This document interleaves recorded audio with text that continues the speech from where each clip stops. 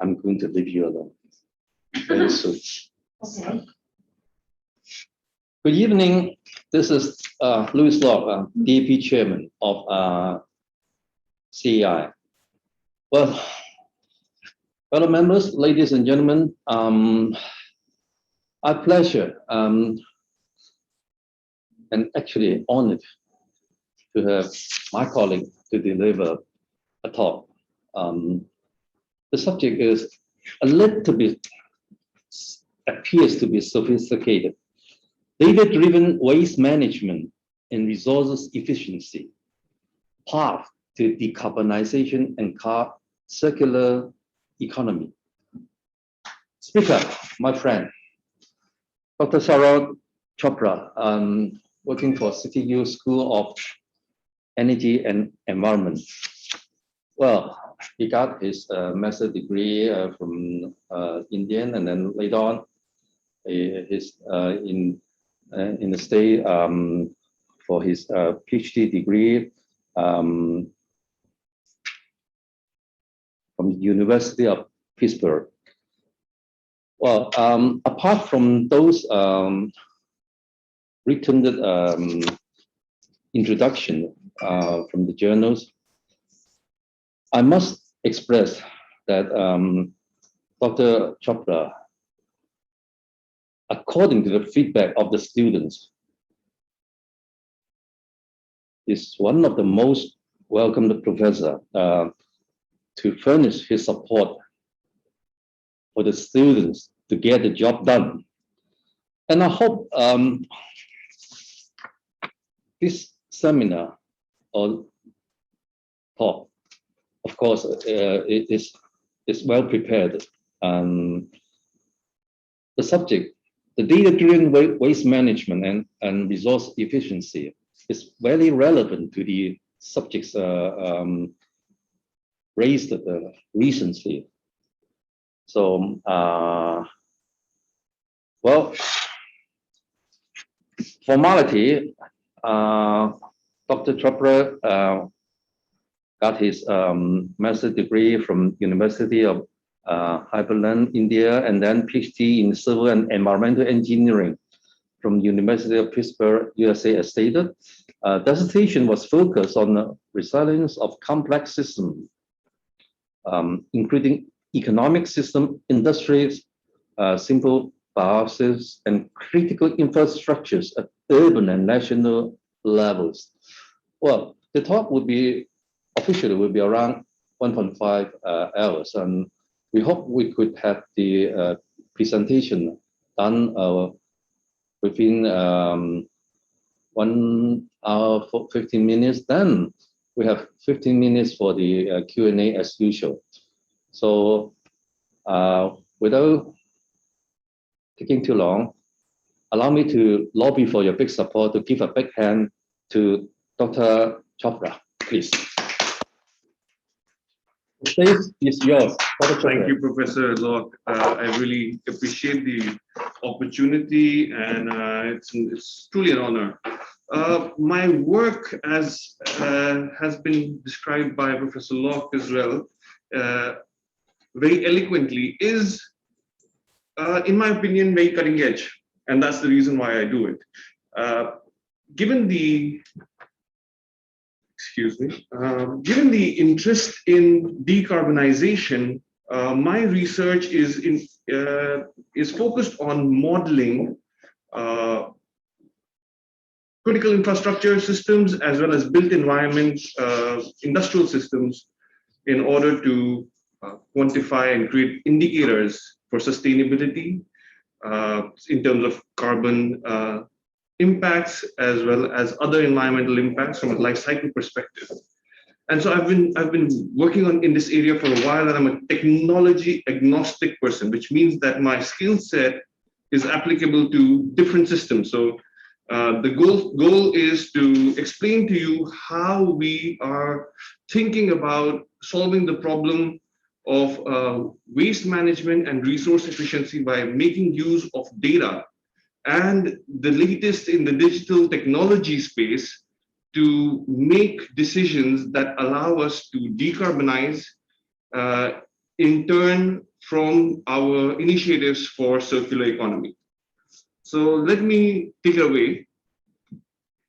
I think what I will start with is this very eminent paper report by the Ellen MacArthur Foundation in the UK. Just to inform everybody, if my mask sort of comes down, don't worry, there's nobody around me, so I'm not spreading any virus here.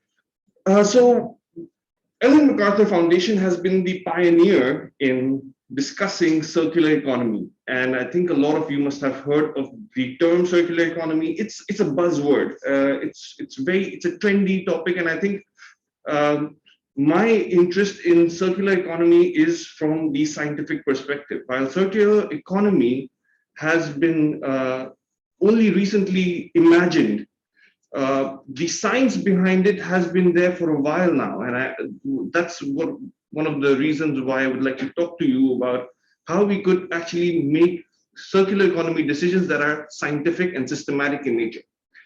So the biggest motivation for circular economy is the fact that total annual material input value is estimated at US $3.2 trillion globally. And that's a big number. And out of this, 80% is lost to either landfills or incineration, which means that we have critical resources that are not going to be infinite, and we treat them as infinite, and we are disposing 80% of those resources into conventional waste management pathways, which are not productive, and they are not. They result in two types of problems, right? So the first problem is overflowing landfills, right? Hong Kong has an issue with landfill saturation levels, and on the other hand, the second issue is of excessive resource extraction. Both of these issues are interconnected. The issue is that we are only taking a perspective of resource use without taking into account of how can we close the loop on material flows. So that is ultimately what we want to do in order to make our waste management approaches more sustainable, as well as how we design our products and systems, and how do we make them more sustainable as well. So the main challenge is the linear economy paradigm that we are in. Now, I guess it's pretty clear, right? Linear economy is opposite of the circular economy that we are striving to achieve, which we do not have a clear handle on how we would be achieving, but we know what we do not want to be in, and it's the current linear economy model that we have, which is take, make, use, dispose economic model, where we are utilizing or exploiting over excessive use of resources. And so when I say resources, these are natural resources. They can be anywhere from energy resources to technical resources. And when I say technical, I mean metals, and in addition to technical resources, we could have organic or biological resources, which are basically our bio-based economy. That is another trend that is emerging quite quickly these days. So we need to move away from the linear take, make, dispose approach and move towards a circular economy that is able to serve the 7 billion people that we have on the planet. And given the fact that the price of the commodities that we are using in our systems is constantly increasing over the years, the goal is to extract as much value as possible before we totally destroy the materials and put them in landfills or incinerate them completely. So the linear economy has its challenges. The first challenge, if we talk about from the consumer perspective, is the increasing material demand. So that's resource consumption has doubled from 1980 to 2020. And this has also happened simultaneously with decreasing lifetime of products, because we are designing obsolescence within our products. And so there is a need to recognize the fact that, given the fact our resource consumption is doubling, it means that the price from the producer perspective is also very volatile. The critical material prices of the commodities that are critical in nature have skyrocketed over the years. And this has shown that as the resource consumption increases, or our resource intensity increases, the price of our commodities will also increase, thus giving us an impetus to mend our ways and move towards a circular economy from a purely economic decision, right? Not from an altruistic sort of bottom of our heart, saving the planet perspective, but just from the perspective of how do we make sure that we are not succumbing to the price volatility of commodities because of the increasing material demand, while at the same time a decrease in the availability of these materials, given the fact that we are mining or exploiting resources at an unprecedented level. And lastly, that gets us to the point of environmental degradation. Our excessive use of materials and dependence on materials in a way that is not circular, or where we are not closing the loop, means that a lot of the resources are leaking into compartments of our environment that are unusable or are completely destroyed. For example, when we incinerate material, we are forgiving any value that we could extract from the material or the waste stream that was ending up in the incinerator. So it's not recommended. And so what we need is moving towards circular economy, and that could help reduction in the pollution associated with, so environmental pollution associated with the extraction of resources, which is significant environmental degradation caused by the land use change because of material and resource extraction, and also which in turn damages ecosystems. So the circular economy is extremely important, given the fact that the linear economy is unsustainable from a people perspective, that's the consumer, the producer perspective, as well as from the planet's perspective. So the linear economy is not working for anybody.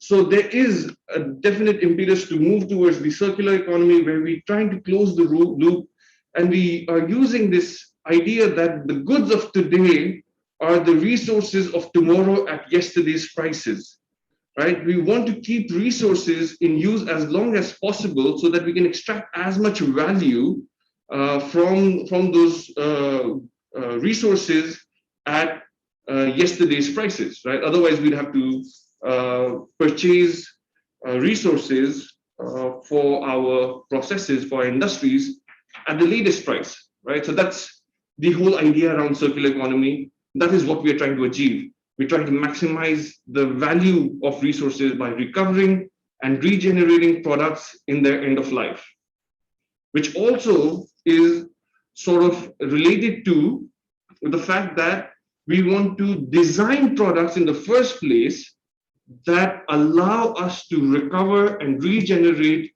them at their end of life, right? So it's not only an end of life or a waste management problem, but it's also a design problem, because we want to solve the problem from a life cycle perspective. We can't just expect to solve our environmental problems by just fixing how we manage waste.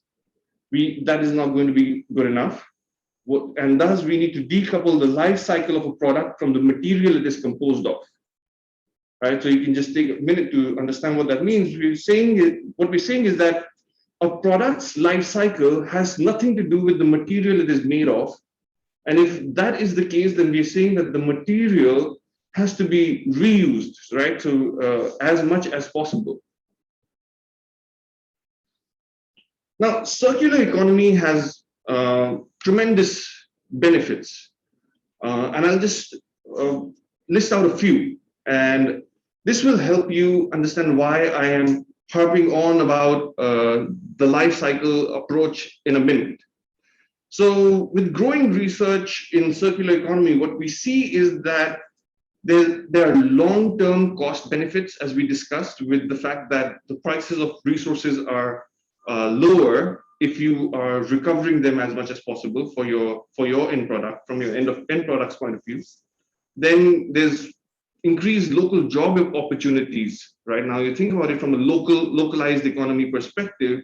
If you are able to create jobs in the circular economy market, you are focusing on a lot of repair, remanufacturing, refurbishing industries. And this is not just in when we talk about metals or organic waste. These are with products, and so we're talking about second life, or giving second life to products, and coming up with new business models to create local job opportunities through this as the transition happens. Again, these are vision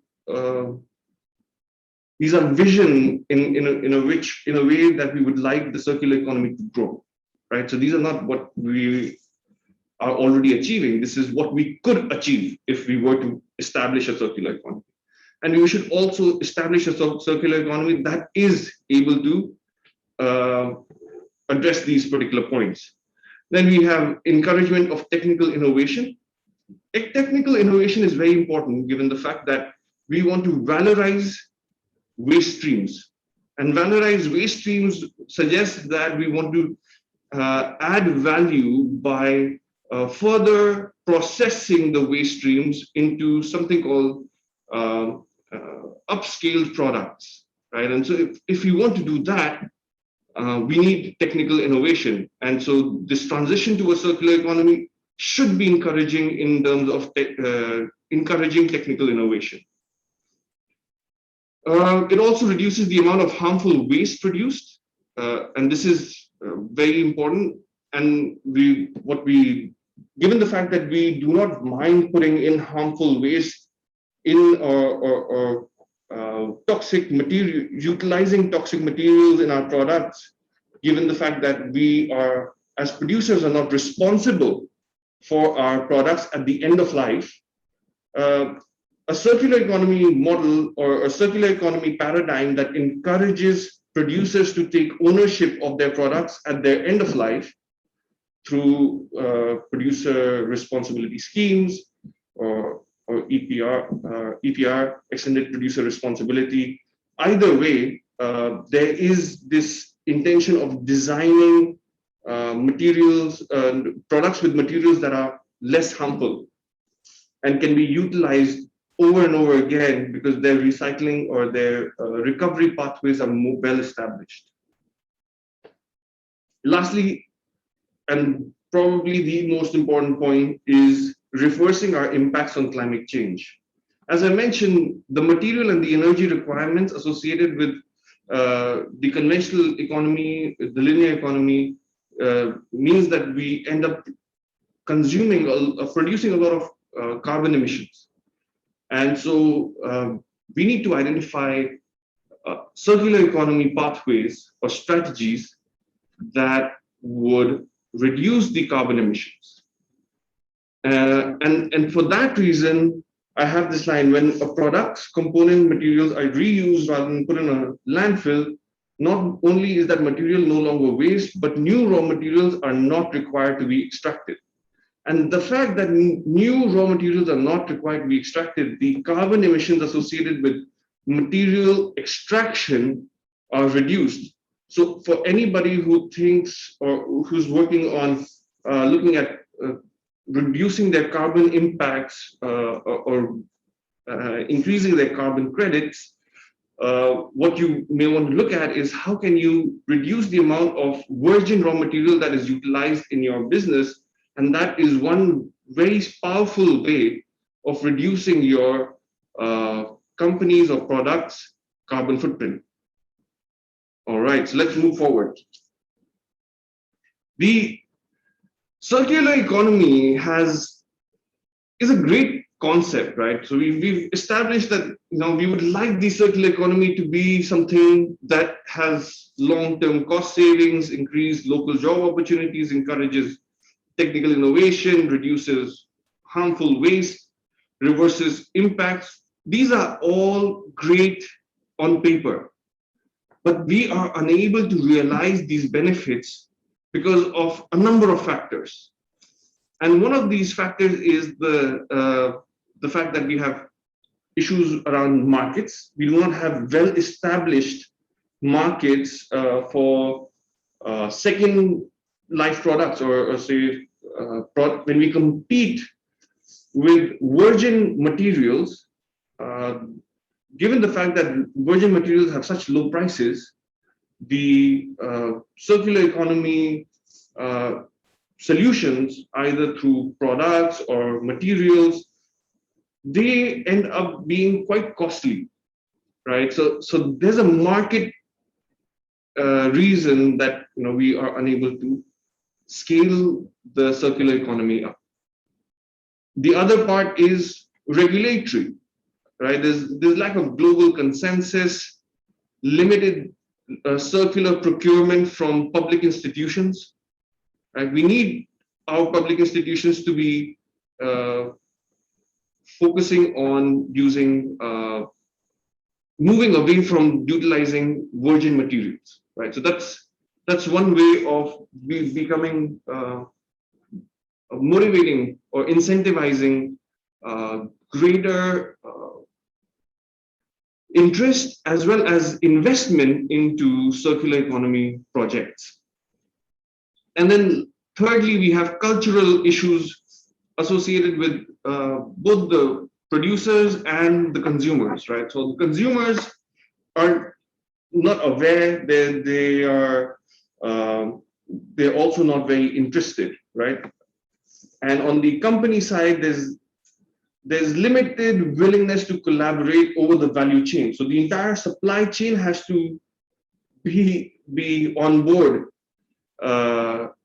when we're talking about making a paradigm change, like moving away from linear economy to a circular economy, right? All of these are very interrelated problems and very critical problems that need to be addressed. And one challenge that I think that is binding all of these is a technical challenge, which is associated with the fact that we have no data sets or tools that assist decision making with circular economy, right? So when I'm saying lack of tools and data sets, I'm talking about data sets and mathematical models that can be developed based on this boom that we're seeing in digital technologies as well as big data.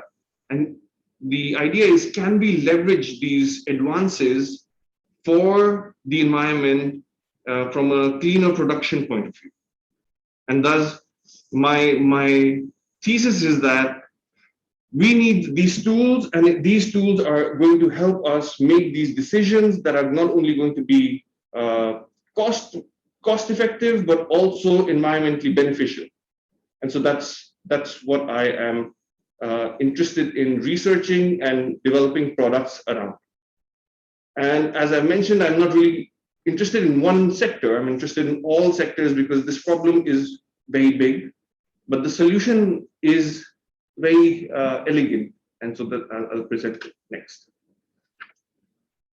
Now, let me jump to life cycle thinking. Before I can describe our tools and data sets that we need, let me describe what we need from a mindset perspective.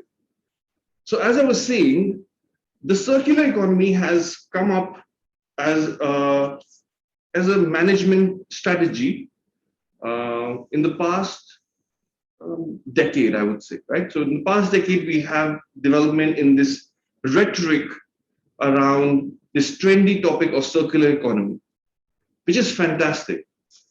But there has been a science behind it that has been developing for the past 2 to 3 decades already.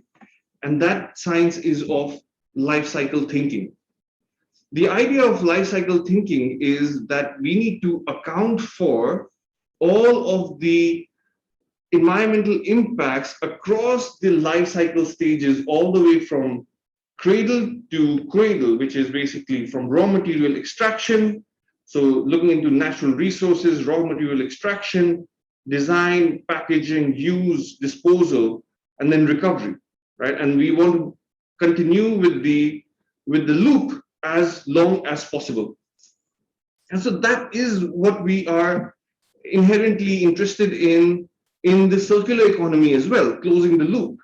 So there is a very good fit between circular economy, which is, in my opinion, more on the softer side of how we need to manage our resources.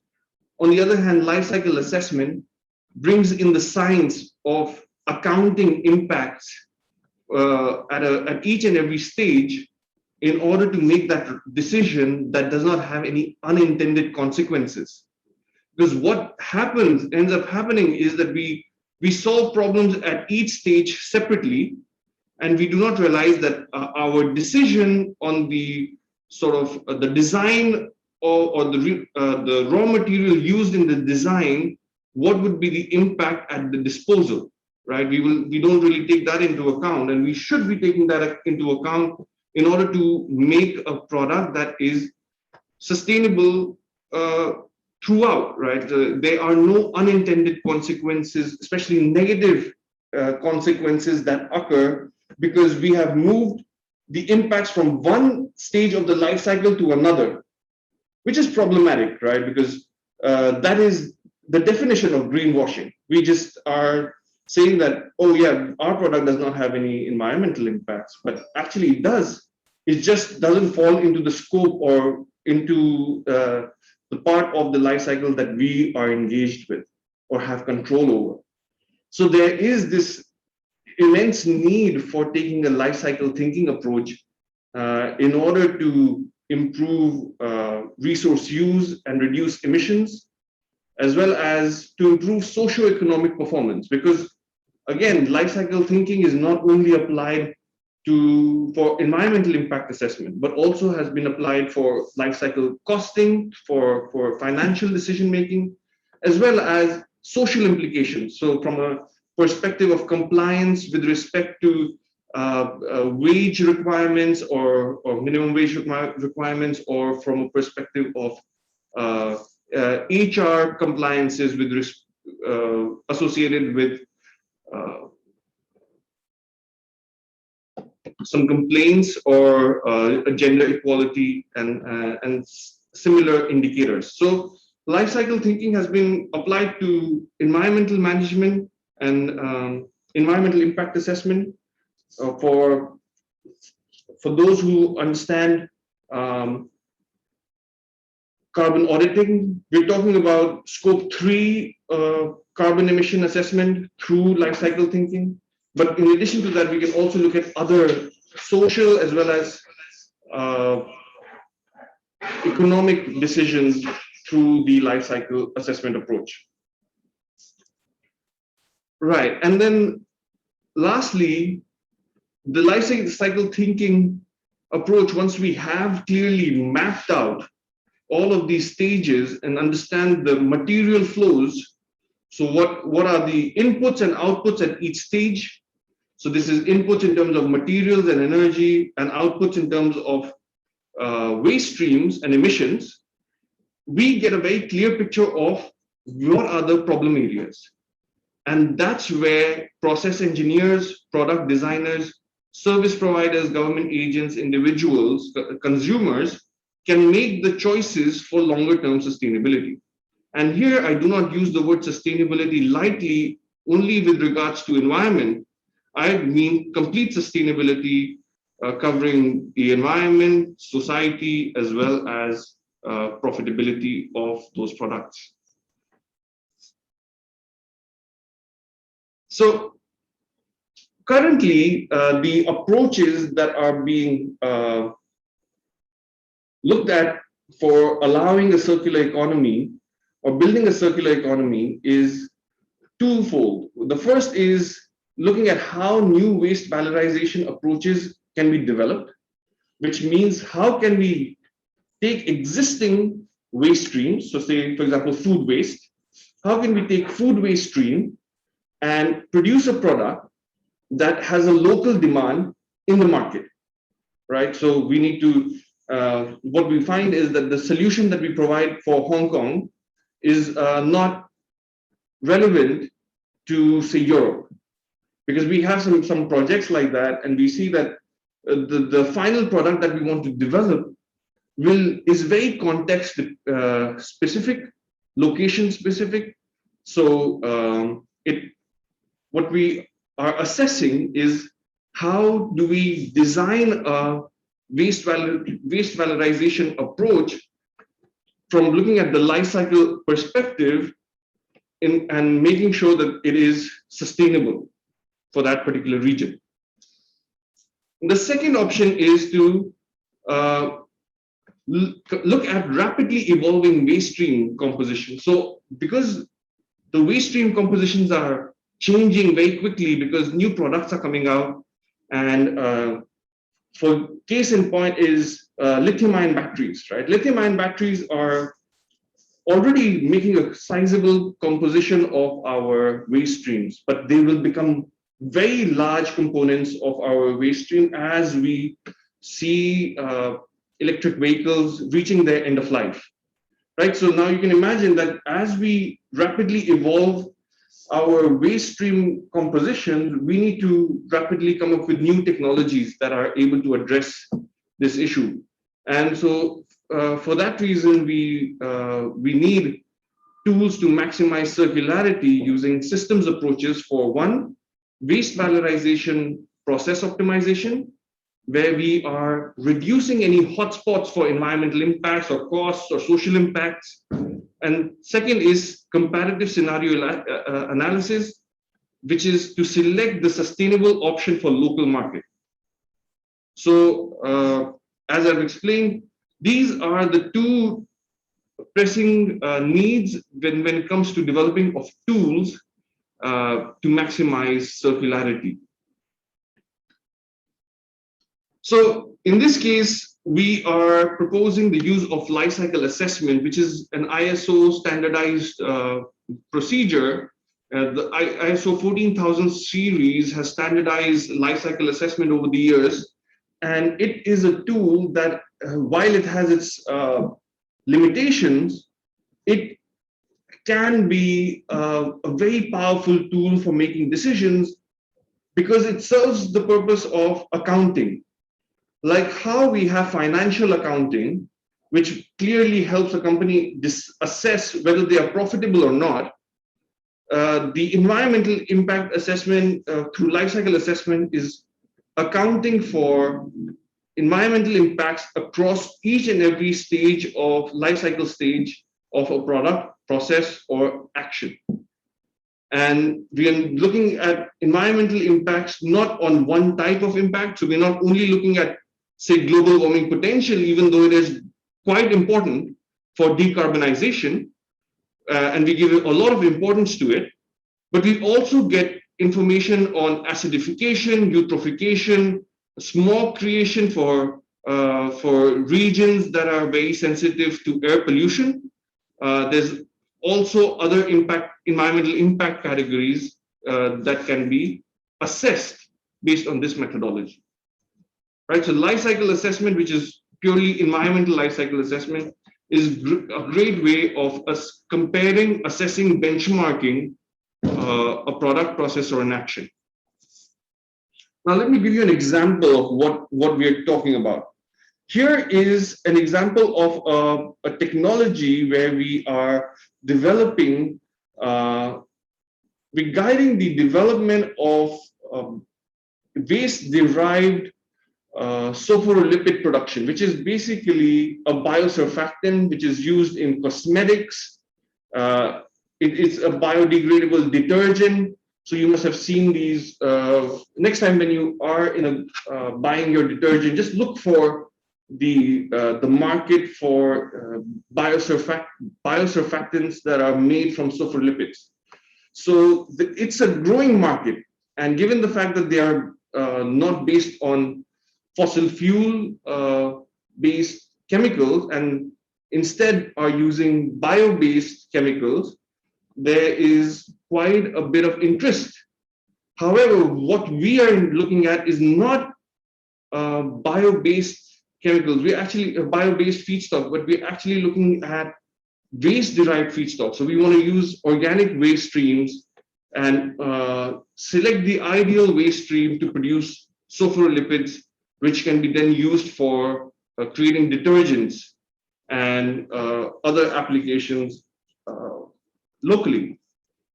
So the kind of research that we are doing is twofold. First, we're trying to identify, using the same model of life cycle assessment, we're trying to assess the optimal feedstock selection problem.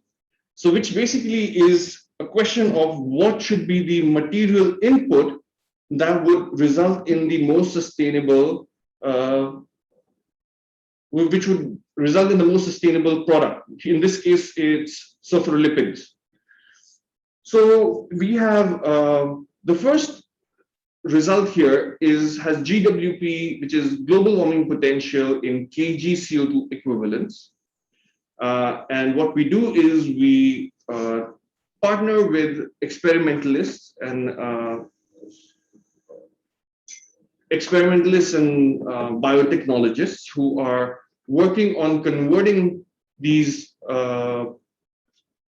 organic waste streams into sophorolipids through biofermentation, right? So these are processes where microorganisms are acting on the food waste to produce detergent.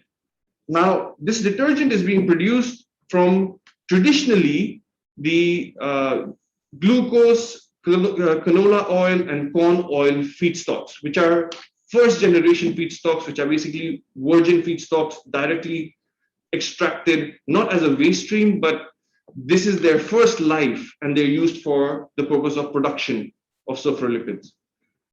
On the other hand, what we want to do is we want to identify whether we can use not first generation feedstocks, but second generation, which is waste derived feedstocks. So textile waste, bakery waste, and food waste. And these are waste streams locally sourced from Hong Kong itself. And we wanted to see which of the feedstock types, waste feedstock types would result in a product, which is here we were looking at 1 kg of sophorolipid production with respect to their global warming impacts. And so we see that food waste is the ideal feedstock for selection. Similarly, this is what we have done as an example of a life cycle assessment research question. But I also want to tell you that when we are doing life cycle assessment, we can be changing our research question, but using the same model. So we wanted to actually ask a question about improving the process itself. So the question was, which separation technique should be used? A lot of times what happens is that we end up maximizing our separation techniques as engineers, right? So we tend to focus on technical performance, which has served us very well over the years. But now there is another constraint that we need to keep in mind, which is the carbon emissions, especially when we start talking about sustainability reporting at the company level.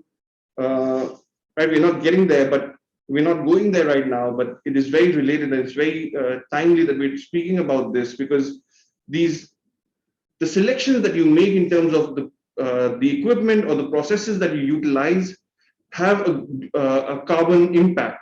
And knowing what is your carbon impact will inform you which process to choose.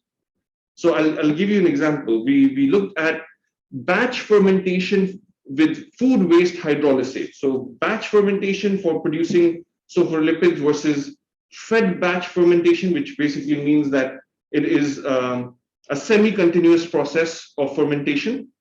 It is using conventional separation. And conventional separation is gravity-based separation. And then there's another approach, which is in situ separation, which has a higher yield. And the concern was that given the fact, even though the in situ separation has a higher yield, we have material inputs associated with it. So is the benefit higher, is high enough to make sure that we are able to do further processing?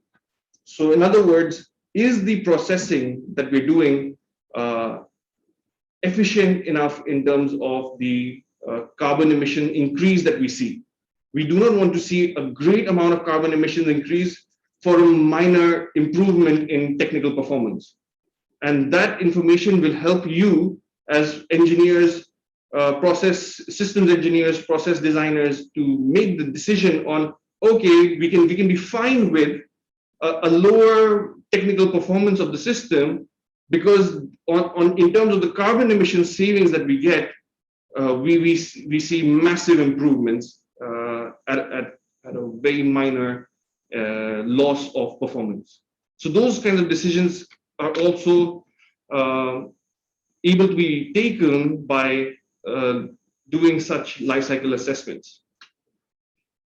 So here what we did was we found sophorolipids produced from food waste are highly attractive, and due to the high yield in the laboratory scale fed batch fermentation coupled with an in situ separation technique. So we have recommended this to our partners at Ghent University in Belgium, and they are now moving forward with a pilot project, right? So in this way, we work very closely with experimentalists in order to inform them of the right kinds of decisions that need to be made to make their process more sustainable. And in this case, we only looked at global warming potential, but in the next example that I'll show you, you'll see that we actually have not just one impact category, we have numerous impact categories that we would be looking at. So this is another example that I want to take. So first example, we looked at converting food waste into sophorolipids for detergents and cosmetics and other biosurfactant applications. Now we're moving to textile waste. We're looking at how can we further improve the cotton polyester recycling approach. And so while we have looked at other chemical as well as mechanical approaches of recycling previously, what we were focusing here was biological textile recycling. And biological textile recycling is very similar to what we saw in the previous example, where we have microorganisms acting upon the waste stream to create value-added products. And in this case, we are looking at the combination of textile waste, which is polyester cotton blend, and treating that unsorted waste through fermentation and creating polyester or PET. And this PET is then utilized to make second life products. So what we get here is PET as well as a secondary product or byproduct or a co-product, however you want to call them. We get glucose syrup, which has a secondary market. It's a platform chemical, right? So now what we have seen is that we have a waste stream that would have otherwise ended up in the landfill, costed the government dearly, as well as would have costed environmental impacts or resulted in environmental impacts. But if we were to apply this methodology, we would have created PET fiber for giving clothing a second life, where we could make next generation of or reuse the recovered PET to create new polyester products. Now, the issue is that we do not know the environmental hotspots associated with the recycling process. And the hotspots, when I refer to, you should think about how do we make improvements, because hotspots are problem areas. So we identify these problem areas by something called midpoint impact assessment through a model called recipe. Now, we can talk about recipe if you would like to, but in the concern of in keeping time in mind, I would move forward. What we have here are midpoint impact categories. So midpoint impact categories are impacts that are not endpoint, which are sort of not aggregated into resource depletion, human health impacts, or ecosystem degradation, but are left at levels like water use, fossil resource scarcity, or climate change as indicators.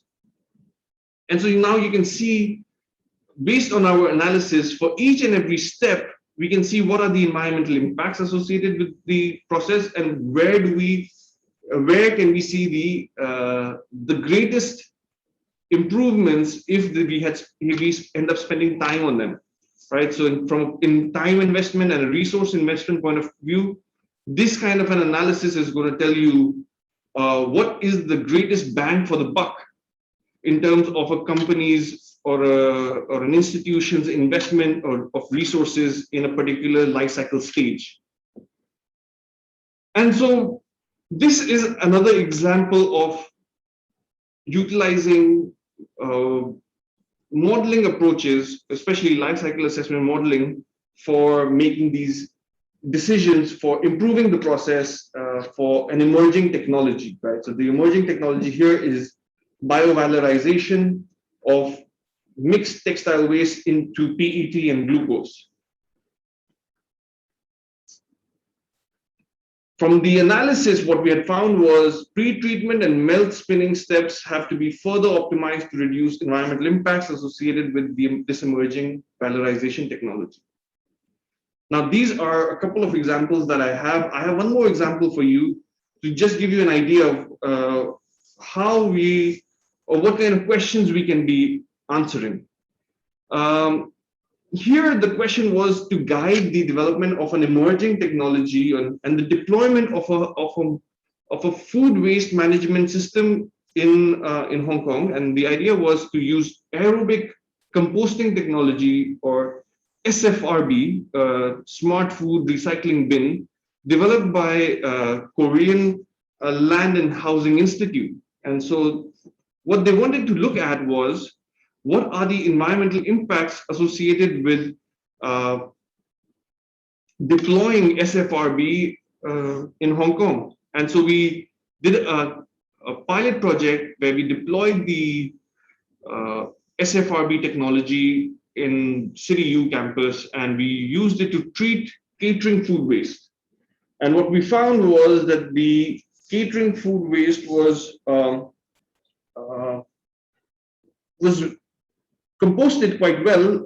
There was this initial concern about smell or odor, which was then fixed by adding a new technology, or another piece of technology, which was we started doing plasma treatment in addition to the SFRB waste recycling bin that we had from Land and Housing Institute in Korea. Now we took that technology, and the question that we were engaged with was, okay, if we model the pilot scale scenario, what would be the impacts like? And if we were to optimize the scenario by localizing the production and maximizing the sort of economies of scale, what sort of results would we see? So then what we did was we compared the greenhouse gas emissions, which is basically your carbon emissions, in terms of for the 5 different scenarios. And so the 5 different scenarios were first the pilot scale scenario, right, which was just very simply the experimental system that we had. And then subsequent scenarios were further optimizing the pilot scale scenario. And we looked at how we could, which of these scenarios will have the least carbon emissions compared to the landfill and the OWTF. And we had used, we compared our results with previous literature. While, of course, there are numerous ways of further improving our model, and I wouldn't claim that our model is perfect in this case, right? Because we didn't, there are a lot of factors that we did not take into account. But what we did see is that the pilot scale scenario to the most optimized scenario, where we saw localizing full capacity as well as recycling included, we saw that there was a considerable improvement possible. So if we were to just pilot, look at the pilot scale results and were to assess the technology, we would not be doing we would be doing a great disservice to the technology, because we would be overestimating the impact. So there is a possibility of value in this technology, and we showed the pathway in which we would, or we highlighted the scenario which would be the most sustainable option if we were to use this technology.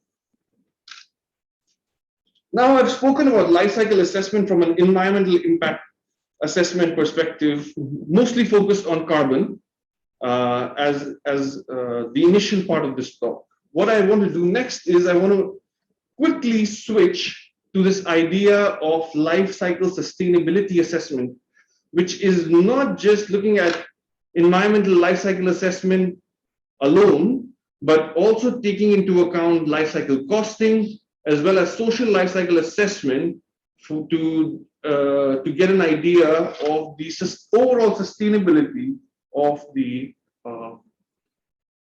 of a particular process, product, or a policy even. Now, this area of research is not as developed as life cycle assessment itself. The databases are quite well established for life cycle assessment. However, for life cycle sustainability assessment, it's an area of active research which suggests that there is a lot of opportunity for making sizable contribution in this area. And so life cycle sustainability assessment is particularly useful for comparing scenarios of different ways of reducing your benchmark impacts.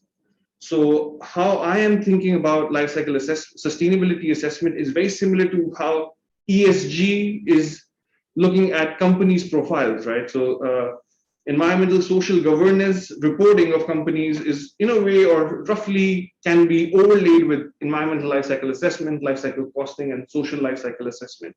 So if you could sort of tweak or harmonize these methodology and the goal of ESG, I think there could be a lot of benefit moving forward.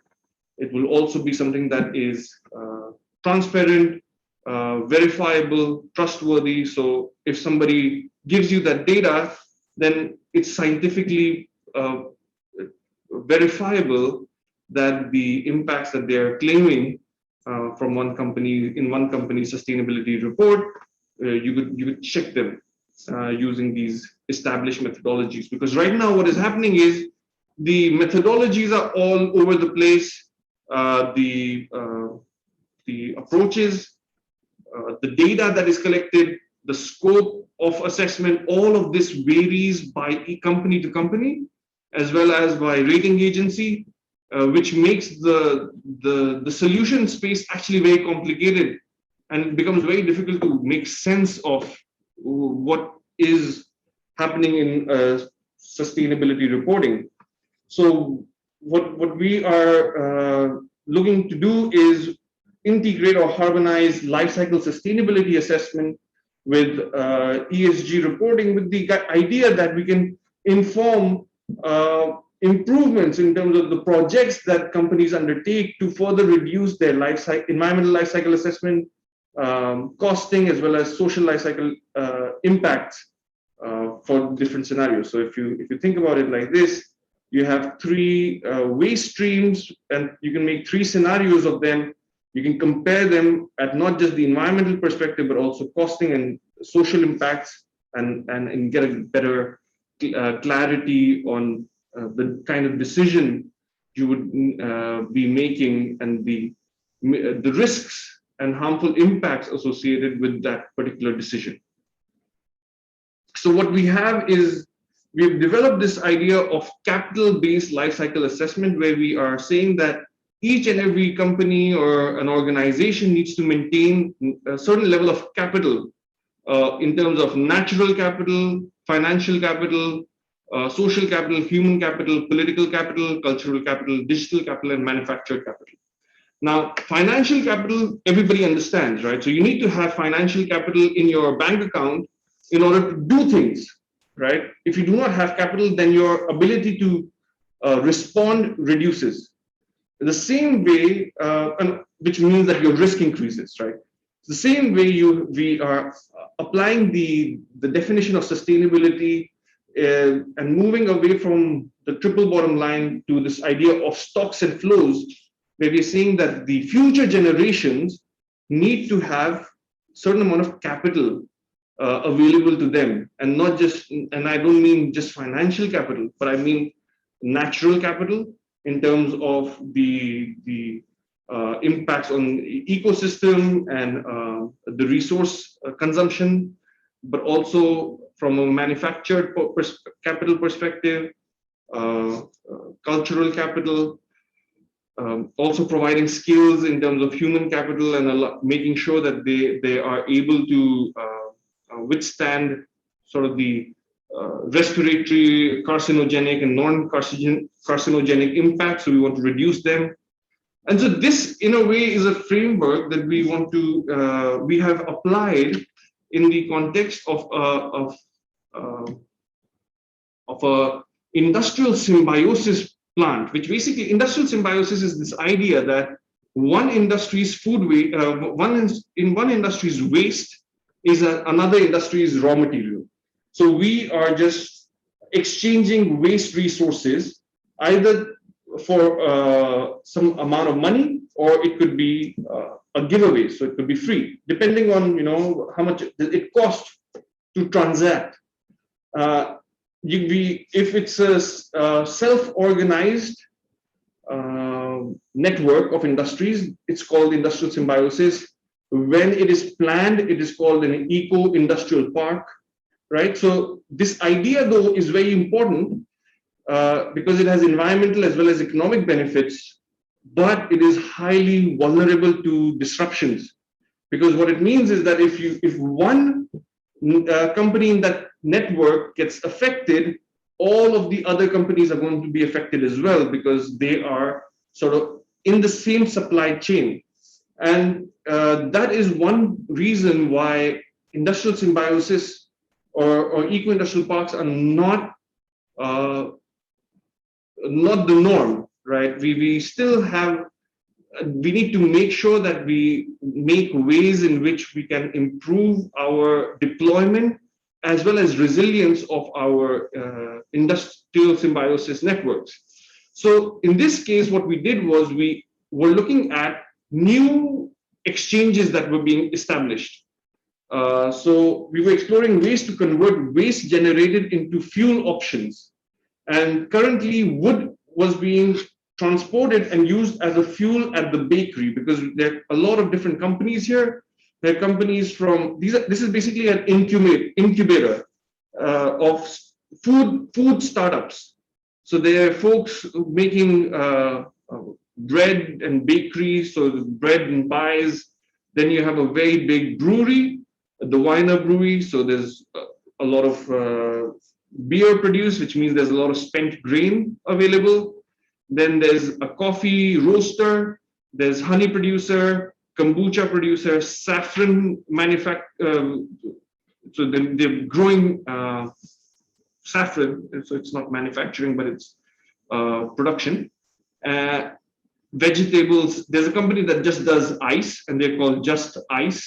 which also translates as justice, right? But it's quite interesting that their business model is to just produce ice for fancy bars and for nice cocktails. And actually, Just Ice is the most profitable company in this startup incubator. So the question that they had was that they had all of this waste stream. What is the best solution moving forward? So we applied the life cycle sustainability assessment approach, and we had five different scenarios. The first was the business as usual case, where wood was being trucked in for burning or lighting the bakery oven. But then there were options of creating bio bricks, which is basically converting the coffee shaft and spent grain, processing them, drying them, and creating bricks out of them, and then putting them in the oven and testing them out as well. In addition, there was a question around the installation of anaerobic digester. So given the significant amount of spent grain that was available, it was possible to establish an anaerobic digester, which I can show you here. They've already established, they did not operationalize the anaerobic digester, but they purchased the equipment itself. So the question was, should they connect the anaerobic digester and operate it, or should they look at creating bio bricks or So basically, there were these three scenarios, but they were optimized scenarios of themselves as well. So there was the biogas perspective. So you get all of your energy from anaerobic digester in terms of the gas, as well as you can then produce heat and power from the gas itself. So that was the two scenarios related to anaerobic digester.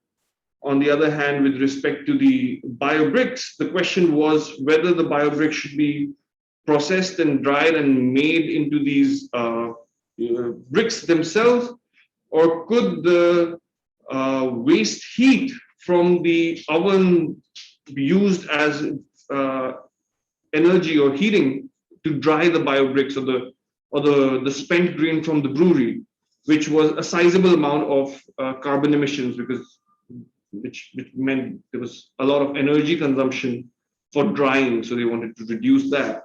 So we created a bunch of different scenarios. Once we did that, we then compared them in terms of the different indicators. Now, you can see the different indicators, and the color represents which scenario does better. And we found that the plant should build and operate the anaerobic digester because it has positive contribution to the 8 capitals. Now you'll say, why do we care about digital capital, right? Well, digital capital is very important in today's world. When we are creating data, we can naturally assume that we will be able to make better decisions when we would analyze that data. If we do not collect the data, we will not have the ability to make decisions based on that information. So we gave a lot of importance to exchanges or transactions or business models, in this case, that would generate data for the companies to make better decisions in the future. And so this is an area which we feel is very important moving forward. And I can say that life cycle approaches are useful, as I've explained to you, but they have challenges as well, right? The challenge is data collection. Life cycle assessment results vary for each location, and there's a lot of uncertainty for modeling processes that are completely new, right? Brand new, emerging technology. There's a lot of uncertainty around it. And so there is these are challenges, but they can be addressed with better quality data. And that quality of data is what we were talking about with digital capital here. And so when we talk about digital capital and merge this better quality of data, what we realize is that what we need are tools for tracking waste generation, for making these decisions on secondary resources. And so what we propose is the use of ICT, which is information and communication technologies, for tracking various types of waste streams. And this information will be able to help us collect data from not just about the waste stream, but also get information about multiple stakeholders and allow them to share data in a trustworthy environment, a trustable environment. And so we use tags like active RFID, passive RFID, QR codes, etc., including sensors, IoT sensors, and create a network of data collection that is relaying the information into a model that is developed with life cycle approaches in mind, thus spitting out results for your company on a real-time basis, or a process or a technology on a real-time basis.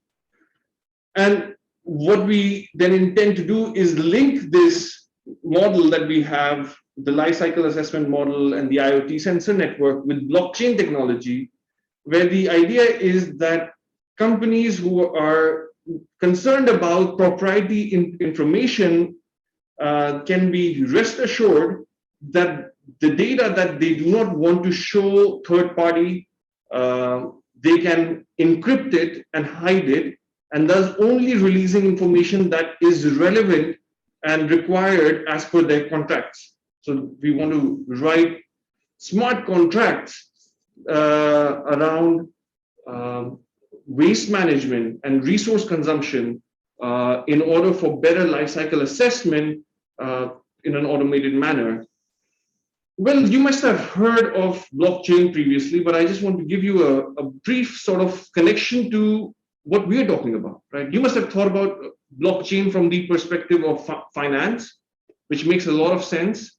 But the same idea of finance, which is this issue of making sure that transactions are occurring in a trustworthy environment without allowing for double spending, we are using the same idea here, and we help with the help of the inherent redundancy of the data structure that is blockchain, which is a peer-to-peer network.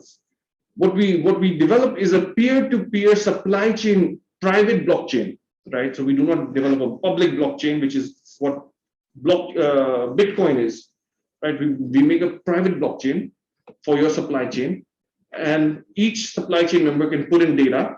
They get the benefit in terms of knowing their lifecycle impact results, and you also know their impacts because you care about it, given the fact that you have to report on it.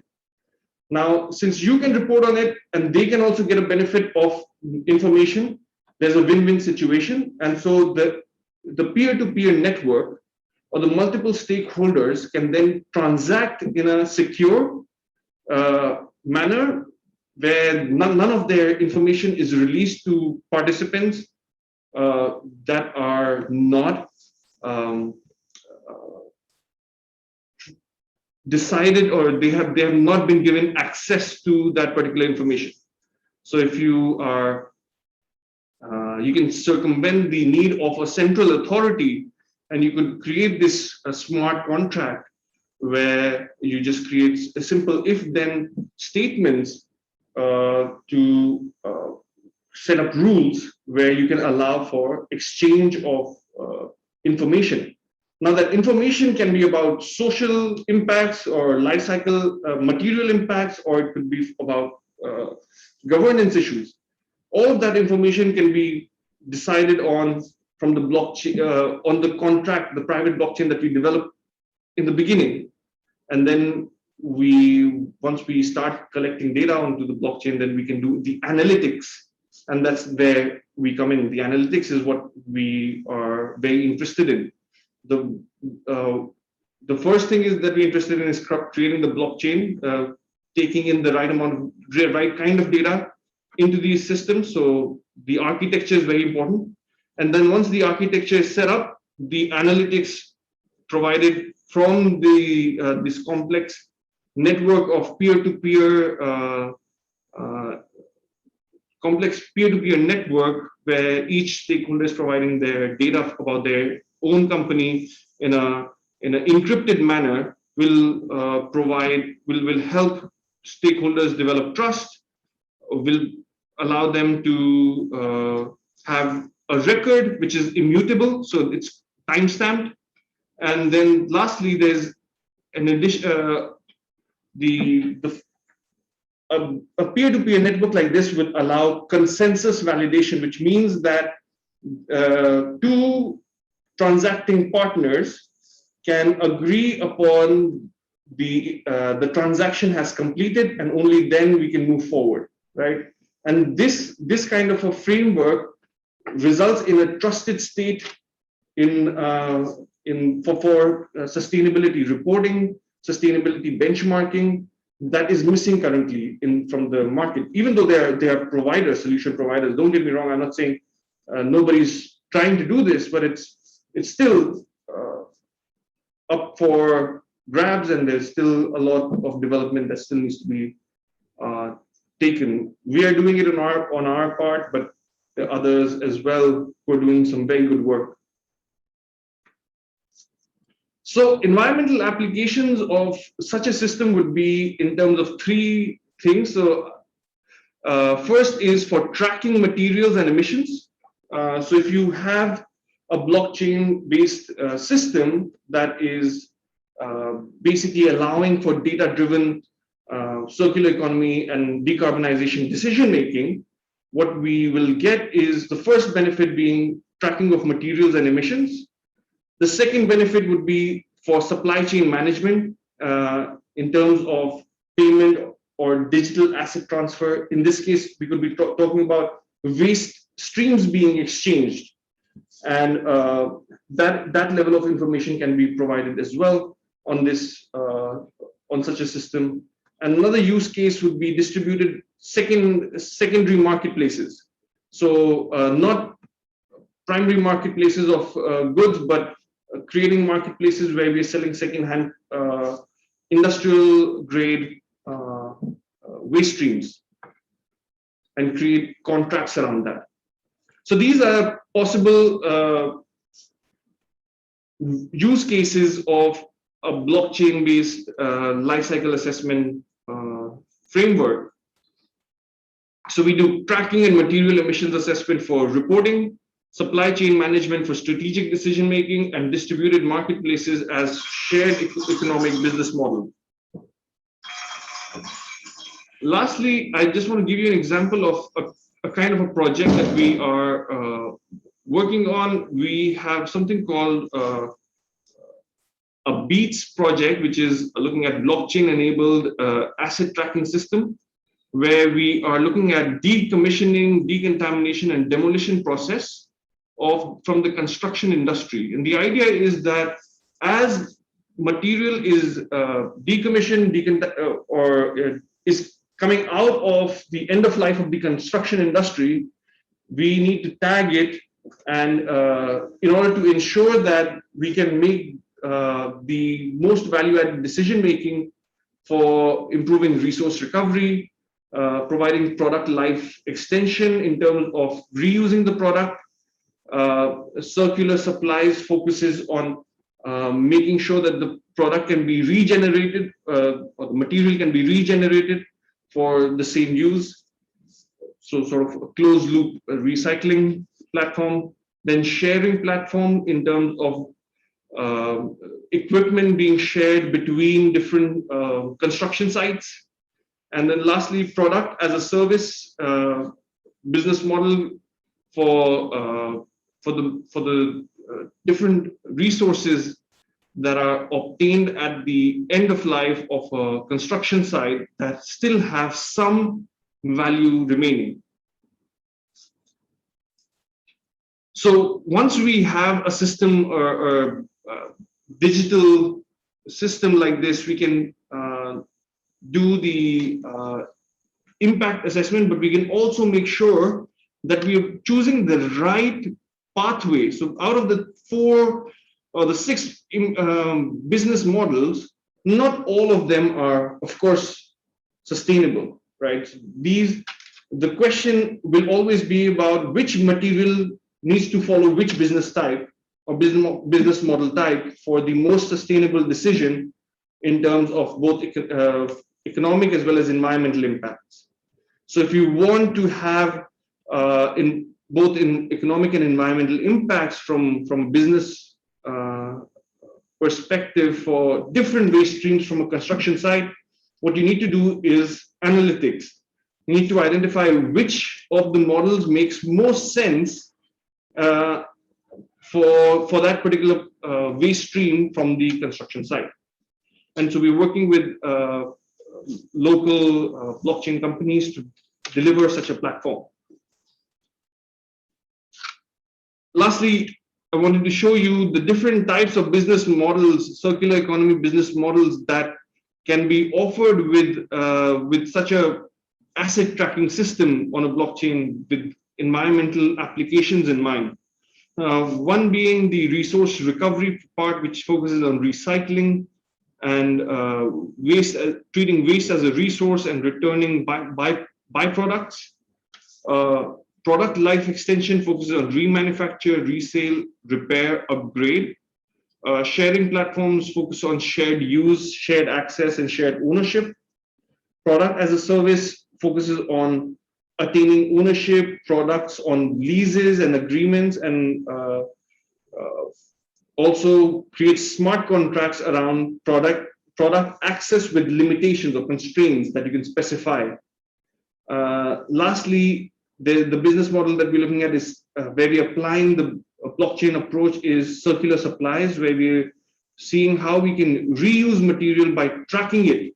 If we do not track it, then we do not know where it's going. And it's very easy to forget about it because we don't have any data on it, right? So of course, if we don't have any data, we look very sustainable.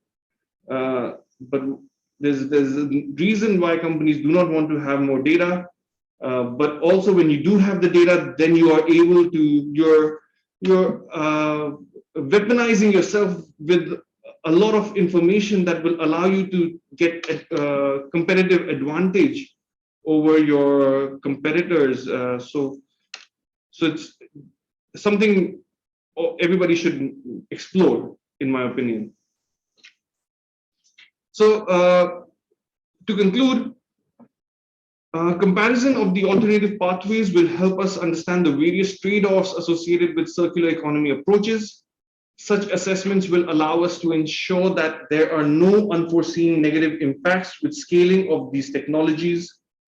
Development of new tools that enable data-driven decision-making is imperative, and advanced ICT and blockchain technologies can be the solution and may aid the data collection for such decision-making. And lastly, BEATS, the project that I just described to you, is an example focused on environmental compliance from the decontamination, demolition, and deconstruction process. And other industries can develop such processes as well. And as I explained, ESG is ripe for application of this technology in order to make it more verifiable and trustable. And so moving forward, I would love to see if any one of you would like to engage in these areas as a research project or to develop environmental technologies or products. Please feel free to reach out to me, and we will most definitely work with you to realize whatever your requirements are, as much as possible, of course. Thank you. Well, you're always professional. Well, I take the privilege to forward my observation and a simple question, although there's already a question to follow up. Well, it's a little bit appalling to read your figures. You said 80% is loose, the landfill and innovation, and there are good words such as the goods of today are the resource of tomorrow. Okay, my question, this are my observation. Now, as far as my question is, well, with reference to our subject, say, data-driven waste management, ICT for circular economy. How far is Hong Kong lagging behind with reference to the States? In terms of just a couple of minutes, because we have another question. With respect to waste management, I think Hong Kong is not doing terribly bad compared to the States. Is that the question? Yeah, exactly. Yeah? Okay. I think with the US is the wrong benchmark to be comparing yourselves with. I would start by that, because the as much Hong Kong has been affected by the recent China ban on taking up waste, so has the impact been on a lot of cities in the US as well, especially on the West Coast. They do not themselves have the capacity to utilize or recover resources, even though they have very well established recycling programs. So recycling programs is one thing, but the optimum utilization of those wastes to produce value-added products is a different problem altogether. And I wouldn't say that they're doing any better than us, which basically means that we're at the same level as them, and we're not doing much either. I like to hear that. Anyway, let us look at the question raised by a particular Mr. He said, the alternative option with lower LCC shall be commercially viable for implementation. If an option is with lower LCC but higher cost, what could we do? I think you mentioned a little bit during your presentation to promote this. Yeah. Sure. So the question, it seems, is if we have a lower, if we have scenario comparative, we have a scenario analysis of LCCs, right? So different life cycle costing scenarios. What we may see is that there's one option with lower LCC but higher cost. Now, higher cost, you might say, is the cost with the direct short-term cost to the company, right? And that can be in terms of capex, right? Your capital expense, or your opex. Especially in Hong Kong, it tends to be the capex is significant cost because of the land prices, especially for waste management related recycling of different waste streams is concerned. So in my opinion, I think the solution, what could we do to promote it in Hong Kong? I think that's where we need some support from the government. Government has previously set up parks where land is leased for about 20 years at a nominal cost. But I think the problem is with the scaling requirements. At what scale do you want the project to be implemented? And when you develop very large scale projects, what tends to happen is that they either go, their capacity is not reached until way later, right? Because you're building the plant with a larger scale in mind, because you're forecasting an increase in waste production. However, we are not taking into account that new types of waste would be produced. So it's not the same waste that is going to be produced in the future. What we need is, we need to have policies that do not encourage centralized single plant, but emphasize businesses to create a certain particular type of waste streams. And in this case, the recent Green Tech Fund has done exactly that with focusing on lithium-ion batteries, by just targeting one particular waste stream at a time and then providing incentive to treat it at small scales, right? We do not want to have very large scale, singular, centralized waste treatment plants where the waste, as I mentioned, the waste composition is changing quite significantly, rapidly. Thank you. Well, fellow members, in case there are further questions, no hesitation to pass the question to our Honor Secretary. And we shall pass the question to Dr. Chopra at the soonest. Okay. Once again, allow me to repeat, this is a seminar organized by CAD and supported by Building Service Division, Safety Specialist Committee, and the Institution of Measurement Control Hong Kong, University of South Australia Alumni Hong Kong Doctorate Society, and Greater Bay Area Development Center. Well, of course, the talk is well prepared and delivered professionally. Timing is good, and all the materials we can see is well prepared.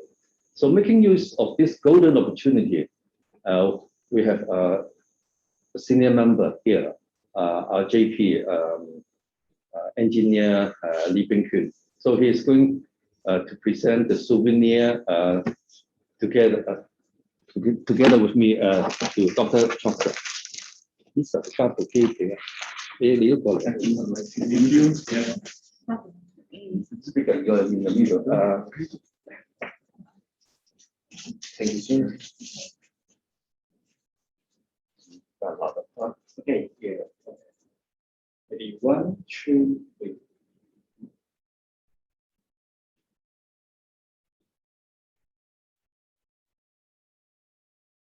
Thank you. Well done. Well done, sir. Yeah. Appreciate it. Well done. Thank you very much. Well, I think we got another question though. We are going to have it recorded and then pass you the by USB or whatever by share. Upload the Zoom files, link, and then I'll pass the. Thank you very much, and thank you for the members as well for your kind attention. Thank you. There's no less than 300. So yeah, okay. I'm very glad.